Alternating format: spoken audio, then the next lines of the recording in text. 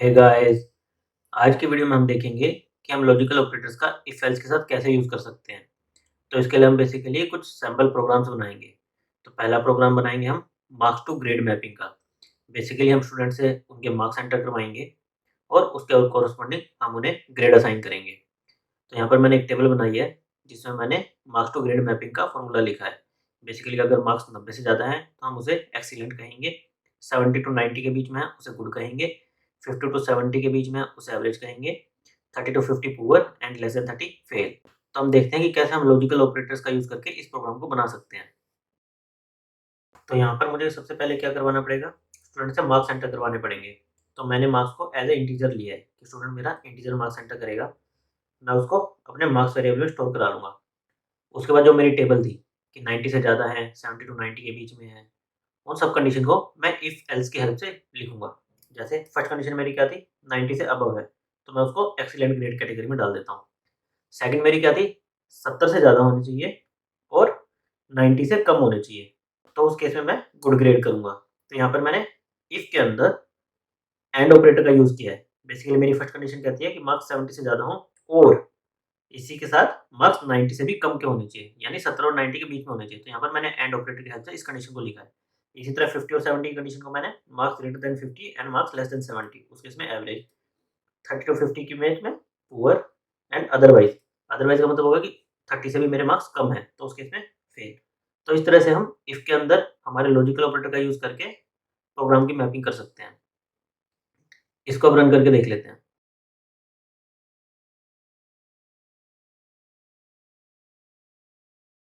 यहाँ पर रन करने पर ये मुझसे मार्क्स पूछ रहा है, तो मैं यहाँ पर 78 डाल देता हूँ।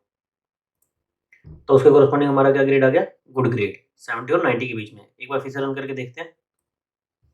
अब मैं डाल देता हूँ यहाँ 40 के इसमें पुअर ग्रेड आ गया। सेम इसी तरह से आप अपने एंड पे प्रैक्टिस करने के लिए इस प्रोग्राम का यूज़ कर सकते हैं, बीएमआई कैलकुलेटर। बेसिकली ये क्या करवाता है कि यूज़र से उसका बीएमआई एंटर करवाएगा, बॉडी मास इंडेक्स, और उसके कॉरेस्पॉन्डिंग उसे कैटेगरी असाइन कर देगा। जैसे इस टेबल में हमने कहा है कि 18.5 से कम है तो वो अंडरवेट हो जाए, 18.6 से 24.9 है वो आइडियल, 25 से 29.9 overweight and greater than 30 obese. तो हमने यहाँ पर 4 कैटेगरी डिफाइन कर दी है। यूज़र अपना बॉडी मास इंडेक्स एंटर करेगा और हम उसके कॉरेस्पॉन्डिंग यूज़र को उसकी कैटेगरी प्रिंट करा के दे देंगे।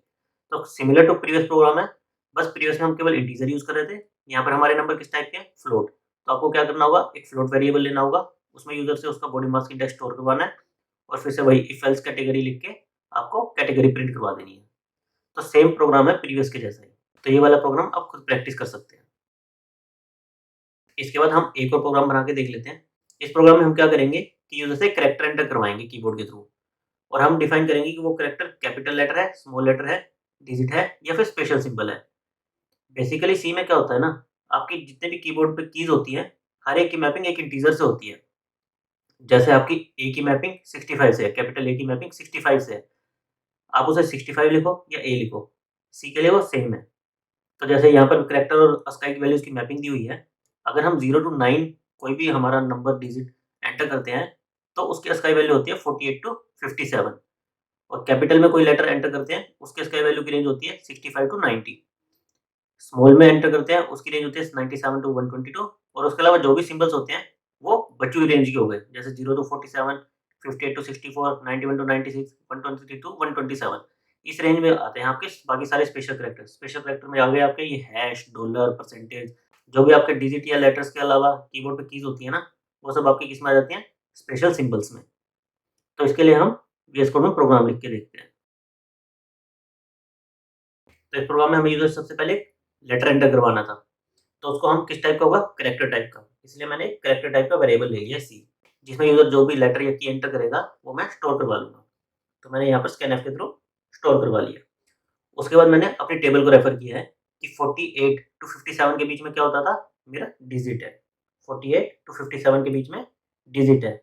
यहाँ पर सी में अगर आप परसेंटेज सी की हेल्प से प्रिंट करवाते हैं, तो आपका एक्चुअल कैरेक्टर प्रिंट होगा। जैसे मान लो आपने डिजिट 9 दिया तो 9 प्रिंट होगा और सेम चीज़ को आप परसेंटेज डी की हेल्प से प्रिंट करवाएँगे सेम कैरेक्टर को, तो आपकी अस्काई वैल्यू प्रिंट होगी। तो आपके अस्काई वैल्यू की मैपिंग कैसे रहती है? परसेंटेज सी आपका एक्चुअल कैरेक्टर देता है, परसेंटेज डी आपका अस्काई वैल्यू देता है। तो यहाँ पर मैंने दोनों प्रिंट करवा लिया कि एक्चुअल कैरेक्टर क्या था, उसकी अस्काई वैल्यू क्या है और वो है क्या? डिजिट है, कैपिटल है, स्मॉल केस है, क्या चीज़ है?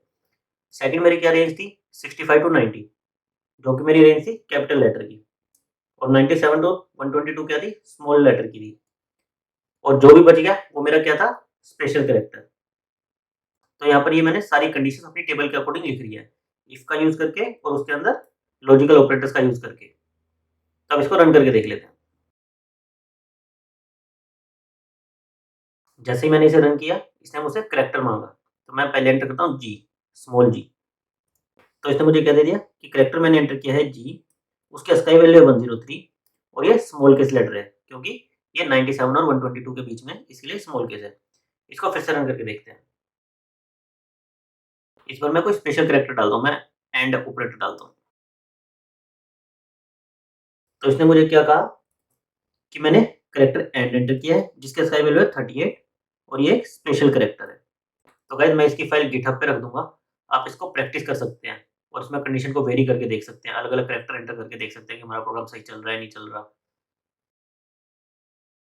इसके अलावा आप एक और प्रोग्राम प्रैक्टिस कर सकते हैं।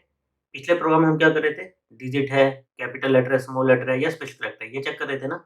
इस प्रोग्राम में आप क्या कर सकते हैं कि कोई भी कैरेक्टर एंटर करिए, वो स्पेशल सिंबल है या नहीं है। तो यहाँ पर क्या आपको स्पेशल सिंबल की रेंज देखनी पड़ेगी। स्पेशल सिंबल की रेंज मैंने मेंशन कर दिया है 0 टू 47, 58 टू 64, 91 टू 96, 120 टू 127।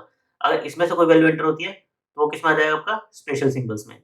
और इनके अलावा अगर कोई और यूज़र एंटर करता है कैरेक्टर, जैसे कि कैपिटल जी, स्मॉल जी, और कोई एंटर करता है, तो इसका मतलब होगा कि वो स्पेशल सिंबल नहीं है। तो आपको बस इतना प्रिंट कराना है कि स्पेशल सिंबल है या नहीं है। तो बेसिकली इस प्रोग्राम में आपको और ऑपरेटर का यूज़ करना पड़ेगा।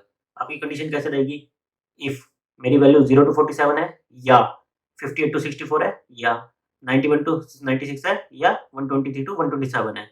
अगर ऐसा कुछ भी है, तो उसे मैं बोलूँ special symbol, otherwise not a special symbol. तो आप इस प्रोग्राम की प्रैक्टिस कर सकते हैं। आई होप गाइस कि आपको पिछली वीडियो और इस वीडियो से लॉजिकल ऑपरेटर्स अच्छे से क्लियर हो गए होंगे और आप इसे अपने प्रोग्राम में यूज़ कर सकेंगे।